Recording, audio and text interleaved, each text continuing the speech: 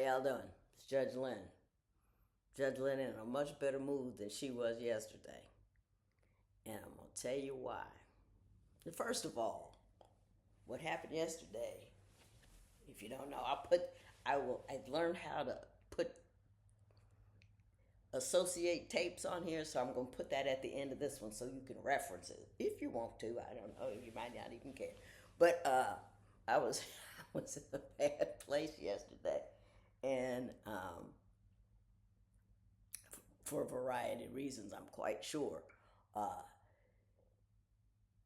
and when I did my thumbnail, you'll see that I put a picture of me and my mom on there, and I didn't have anything to say about it. I just put a picture of her on there, and I think that's because, and the tape didn't have anything to do with her, but I think I just had a moment of wanting my mommy,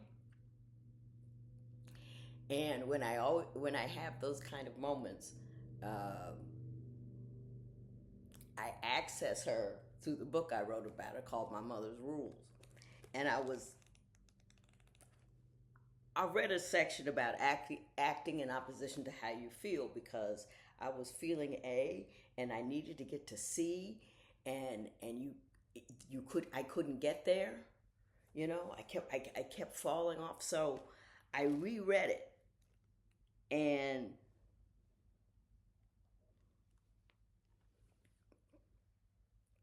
my father was an extraordinary man. He was brilliant, and he was also bipolar, and his intellect was just terrific, but his emotional control was almost non-existent. But my mother used to tell me, she says, she used to spend a lot of time figuring out how he felt because he never knew. And what she would do is when he was upset or something, she would do all the things that might seem logical to do in order to calm his mind. And if none of that worked, she didn't continue to do it. What she did was she would start doing things that didn't make any sense until she happened on something, because she figured it's a glitch in his emotionality that I'm not aware of. So I'm doing everything that's logical, and I don't know what the glitch in his emotionality is. So I'm going to start doing illogical things, and it will make him better. And she goes, one of the things I figured out is you can't tell him about a problem he can't solve. It'll send him into orbit. If you can't solve a problem, don't tell him. Or oh, I know. The house. He had a lot of chaos in his head, and so Mom made sure the house, was pristine when he got home. Nothing was out of place. And then she was struggling trying to keep it that way all evening. She had two kids and this and that, and making dinner, doing all that, until she started leaving a little mess here and a little mess there and a little mess over here, until she figured it out. She said, for some reason, to calm his mind, he has to walk into a place that's pristine. And then you can do anything you want with it. He said, I can just tear it all up, be all chaotic, it doesn't matter. It was something he needed when he walked into the door. Now, I think it's something that I need now that I felt I didn't have to do because I'm struggling all this kind of stuff, but a cleaner house, and even that cleaned up section, all of that, and I know some of y'all told me that before and I didn't listen, and I appreciate it, but I think I'm going to do a little of that my mom did for him, for myself, and see if that don't help. But I'm in a way better mood today because I'd been calling myself soggy. And I think, in the beginning of this process, I was either solving or sleeping because there was a lot going wrong at the same time. And if I could tell you what actually happened, it would just trip you out. And just issues and problems, issues. And I had another problem and issue with a person, and it reared its ugly head again yesterday evening. I realized I wasn't in the right headspace. So I picked up mom's book and I reread the part about acting in opposition to how you feel. Doesn't matter how you feel at all. All I had to do was figure out how this person I was dealing with was feeling. That was my only job, was to figure out how he was feeling. I had the right to be mad. I had the right to be angry and hooping and hollering. I had a right to, do a lot of things, but they never helped. So I did exactly the opposite of how I felt all evening long. And I did a couple of things for me. Number one, it gave my mind something to do other than to think about how sad I am that my man is gone and I can't find anything that makes me happy anymore. I didn't have that. I had a problem to work on. I had something to deal with.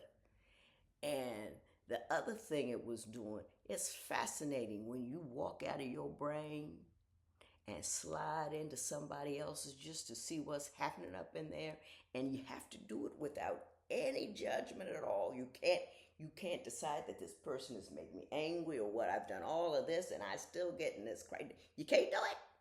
You have to be totally right there, because my primary job was to get compliance. And to get compliance, most people think I got to get my point across.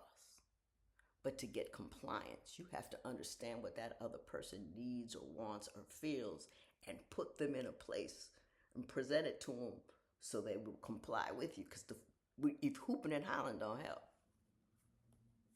they don't help at all. So I stayed in opposition to how I felt all evening. We dealt with a potentially explosive situation in an extraordinarily calm manner.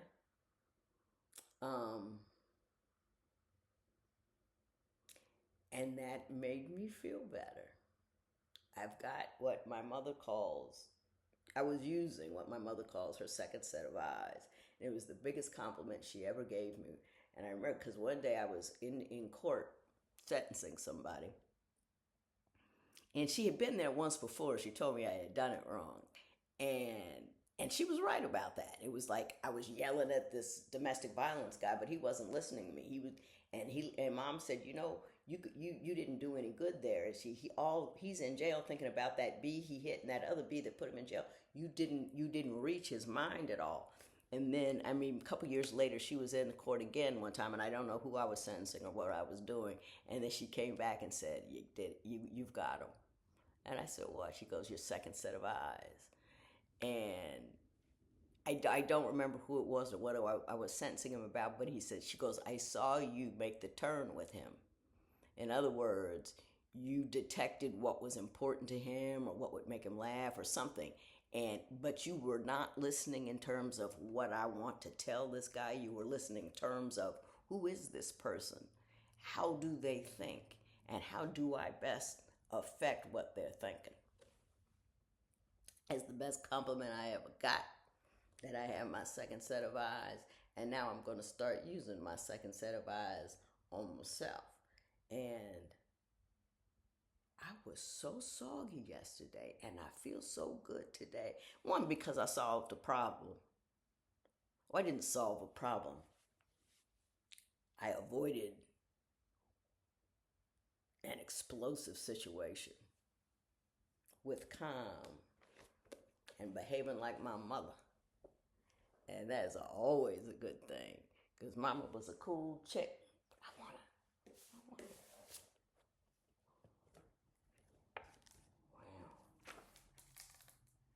Woo. No. Well, I can't show you none of those. But anyway, I wanted you to see a picture of her. But anyhow, I want to thank you guys. You guys were so kind to me yesterday when I was falling off the cliff and couldn't figure out what I was doing. I ain't mad at myself no more. I'm not even proud of myself. I'm clean. This room right here is an hour and a half away from, I can show it to you. How about that? And everything is still pretty much okay out there. I'm trying to expand my cleanliness space and stop using that I love chaos to think thing. Although I will say this, the more I clean, the harder it is for me to find stuff.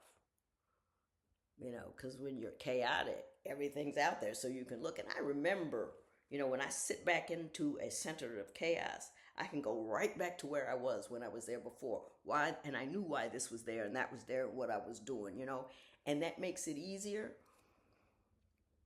But I think what I have to do is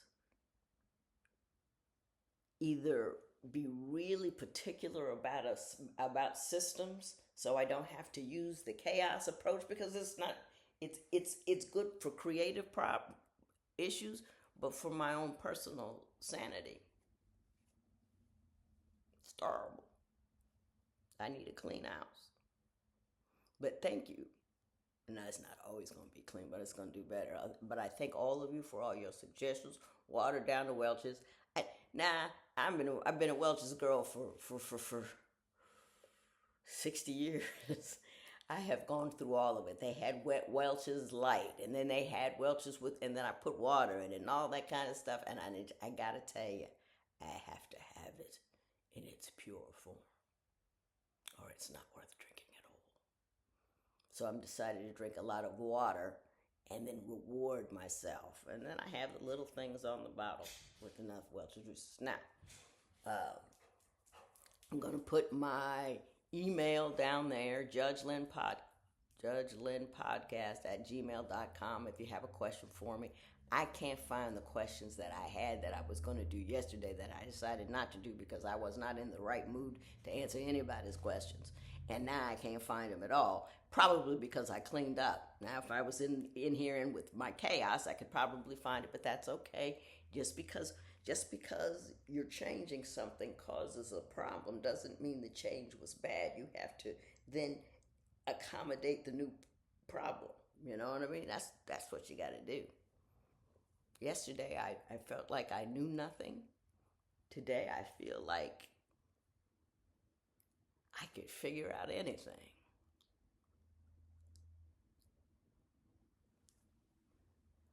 One upside of being a moody chick. Although I'm going to have to stop doing things in here because the light situation is uncool. Look at my hair. I didn't put my hands in my hair the whole time. I had it down, it's straight, and I wore a decent shirt. I'm just saying, I'm improving. I'm trying to improve. I'm trying to get better at things. I want to dress not in accordance with how I feel. I'm going to try to dress in accordance with how I want to feel. Whether or not that's going to continue, I do not know. Well, Decker is looking for some attention, apparently. So, again, I thank y'all for hanging with me. I'm sorry, I have 2 days in a row I haven't answered not one question, but that second set of eyes thing and that acting in opposition to how you feel is so effective.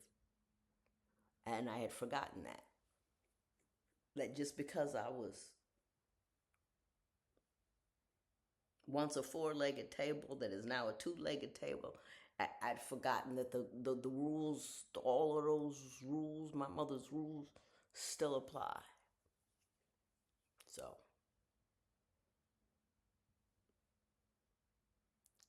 y'all have a good day.